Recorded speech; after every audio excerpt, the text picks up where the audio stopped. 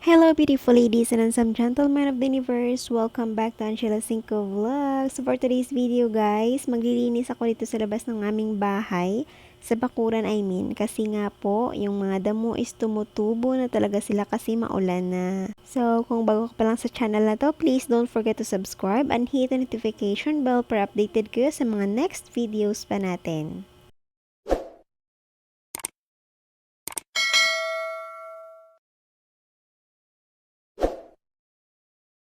So, kamusta kayong lahat guys? Grabe ang tagal natin nawala. So, kinalimutan na rin tayo yata ni Lolo.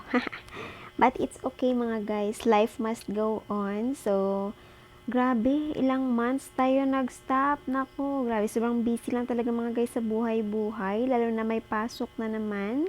And of course, nung ano naman, nung holiday, nung closing ng klase is busy na rin kasi marami talagang ginawa sa bahay and kailangan talaga mag-focus kasi nga po sinulit yung yung time na walang pasok kaya kailangan matapos yung ginagawa sa bahay kaya medyo na busy so medyo nawala tayo ng konti sa ating YT nako. But this time we're back and of course I'm happy to see you again guys sa ating live chat. So thank you so much for coming and of course for today's video nga po, di ba? So busy ang inyong Inday. Busy na naman sa Angela mga guys kasi nga po, 'di ba? Naglilinis tayo sa labas and of course, ito muna yung aking ginagawa bago naglinis. So, kailangan nating iligpit itong mga panggatong kasi nga sayang naman. So, in case of emergency, may magamit tayo, 'di ba? And of course, kapag naubos yung ating gas ng ating gasol, nako, yung ating panggatong is ready for rescue, 'di ba? So, ganito lang talaga dito mga guys sa probinsya kasi nga po mahirap ngayon kasi nga po yung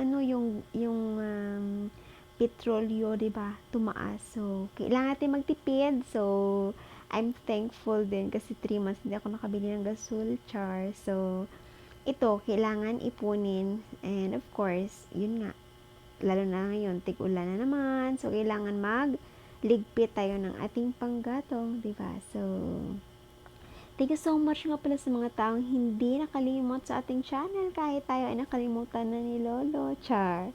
So, yun mga guys, maraming salamat sa inyo and of course, sana is okay lang kayo dyan, no? Okay lang ba kayo dyan? Parang na-miss ko rin konti yung pag voice over, no? Sa ating mga videos kasi nga po nakaraan, diba? So, nag-stop tayo. So, ngayon, mabuti naman kahit paano naisingit natin kaunti. Char.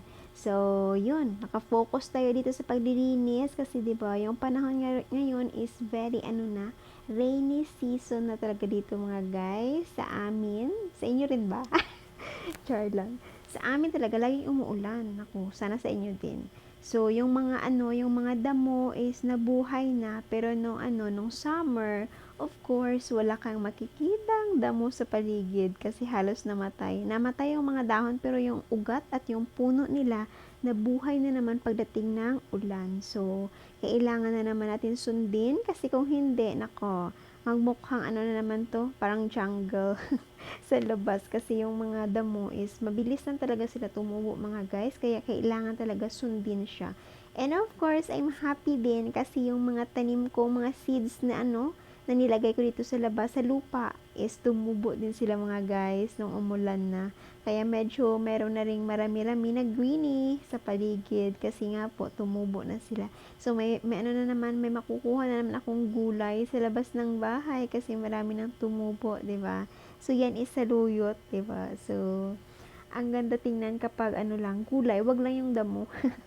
Kasi nga po, yung nutrients na dapat sa ating mga pananim is kinukuha ng mga damo, kaya kailangan sundin at kunin talaga sila mga guys. So, yun, libangan na naman ni Angelo kapag walang pasok. So, Saturday, kapag Saturday, ito yung gagawin ko kasi kailangan nga sundin and of course, para hindi na rin sila dumami mga guys kasi pag dumami sila, ako lang din yung kawawa, 'di ba? So, kailangan ko talagang sundin at kunin ang mga to mga guys para yung mga tanim kong gulay, 'di ba, like that. So, yung squash na yan is tumubo na talaga yung seeds, 'di ba? So, bumili ako ng ng kalabasa, tas yung niya, yung seeds niya is nilagay ko lang dyan sa labas. So, bahala na siya kung tumubo or hindi. So, I'm happy din kasi tumubo siya mga guys. Sana nga mamunga tong kalabasang to, no? Para meron tayong may magulay tayo in the future, di ba? Paborito pa naman ni Baby Boss yung yung kalabasa. Kaya yun, sana nga tumubo talaga siya at bumunga talaga siya ng bonggang-bongga. Kasi last time, nung sa kami, sa kubo kami mga guys, nakatanim din ako ng kalabasa, pero yung seeds niya is same nito mga guys, yung hindi ko na nga binilad yung seeds niya, pero tumubo lang, tas inalagaan ko lang ng pagbibinyag, paglagay ng pataba, yun. Tas din yung niya, yung bunga niya is very nice din. So sana ganito din ito sa kalabasa kong to ngayon. Sana bumunga sila. Bali sa kabila meron din doon tumubo. So yung mga yung mga hindi very good yung pagtubo nila. Siguro kukunin ko para hindi nila makuha yung yung nutrients ng ng lupa. Char. So, kailangan alagaan ko na lang itong mga yung mga very good na tumubo para sila yung tumaba lalo, 'di ba? So, kukunin ko yung mga payat like me. So, yun mga guys. So, meron tayong dyan saluyot, kalabasa. So, meron ding tumubo na dyan na kamatis, tsaka sili, 'di ba? So, marami talagang tumubo ng mga ng mga gulay nung umulan na. Tapos marami ding papaya. Nako, tapos yung papaya favorite ni Baby Boss. Kaya kailangan hindi talaga kami mawala ng papaya mga guys dito sa bahay. Kasi nga po, mapagulay man siya or mapahinog man siya, talagang gustong gusto talaga ng anak ko na kainin yung papayang yan. Ako naman. Kaya yun, hindi pwedeng mawala yung papaya sa paligid. Nako. Kasi nga, libangan din niya minsan kapag may hinog na. Nako, hindi niya tinitigilan hangga't hindi niya makukuha yung hinog na yun. Kasi nga, favorite niya talaga. Kumakain siya ng gulay, gusto niya rin, pero mas prefer niya pa rin talaga yung prutas talaga na na fresh na hinog talaga mula sa puno. Yun kasi, lalo na yung papaya niya dito mga guys, nako, sobrang tamis pag nahinog. Yun, kaya nga lang, siguro na paglihian ng tita niya, kaya yung yung bunga, parang parang pumangit ba yung laman, unlike before na yung bago pa lang talagang bagong bunga niya, talagang ang ganda, ang sarap, ang tamis talaga. Kaya sayang, pero maraming tumubo dito mga guys. So siguro iano ko na lang para itanim ko sa paligid para maraming papaya. Nako. Paglilibutan ng papaya yung bahay namin mga guys. So meron na pala kaming fence. Nako, fence. Gusto din niya ni Baby Boss yung fence kasi nga daw para yung mga aso sa labas hindi makapasok, nako, 'di ba? Pero kahit paano okay din siya mga guys, kahit paano, no. Kaya 'yun, maganda siya. Ang ganda na pagtubo ng kalabasa mga guys. Tingnan niyo naman, 'di ba? So yung sa kabila mga guys, medyo mahaba-haba na siya. So dito, ito pa lang siya. Kaya anuhan lang, diligan lang lagi kahit maulan. Naku, wag naman ganun kasi nga po yung puno niya, baka hindi yan kakayanin yung tubig, yung maraming tubig. So, yun mga guys, yung maganda pala yung yung aming fence na ganito kasi nga po yung bakod. Kasi tataniman ko siya ng mga alugbate, yung mga halaman, yung mga gulay na na gumagapang ba. So, meron akong kamuti dun sa kabila. Meron na akong alugbate pero konti pa lang. And of course, may kangkong din. So, yun talaga yung purpose ko dito para yung alugbates. Dito na gumapang din ako gagawa ng gagapangan nila mga guys, diba? Yung alugbate ko pala mga guys, sa kabila ko sila tinanim. Pero hindi pa sila gaano marami, kaya dagdagan ko pa yun. So, yun. Pero maganda yung tinaniman ko doon kasi medyo naiinitan siya at medyo meron ding tubig na kaunti. So, yun mga guys, diba?